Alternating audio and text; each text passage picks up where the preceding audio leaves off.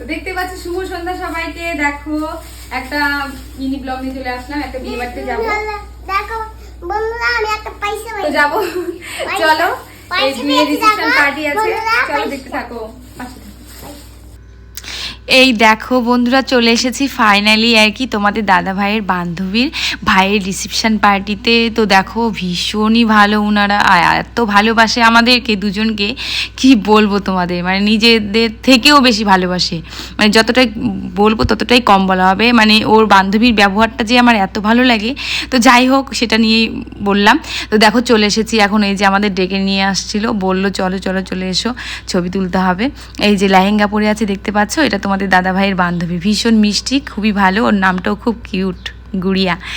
তো দেখো, তো এই দেখো ওর ভাইয়ের বউটা খুবই সুন্দর হয়েছে, আর আমরাও গিফট দিয়ে একটু ছবি টবি তুলে নিলাম, দেখতেই পেলে আমার সোনা বাবাকে নিয়ে সাথে করে। তো এই দেখো তোমাদের দাদা ভাইয়ের সাথে একটু ভিডিও বানিয়ে নিলাম।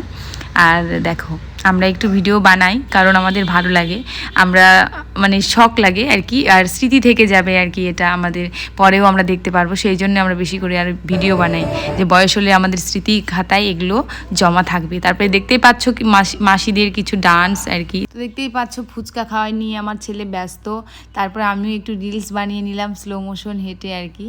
যাই হোক, তো সেটা স্লো মোশন করবো আমরা অন্য একটা ভিডিও। তো যাই হোক, ভিডিও রিলস বানিয়ে নিয়েছিলাম। তো আশা করছি তারপরে খাওয়ার প্যান্ডেলে চলে আসলাম, খেয়েও নিলাম। আশা করছি ভালো লাগলো, ভালো লাগলে লাইক কমেন্ট শেয়ার করো, আর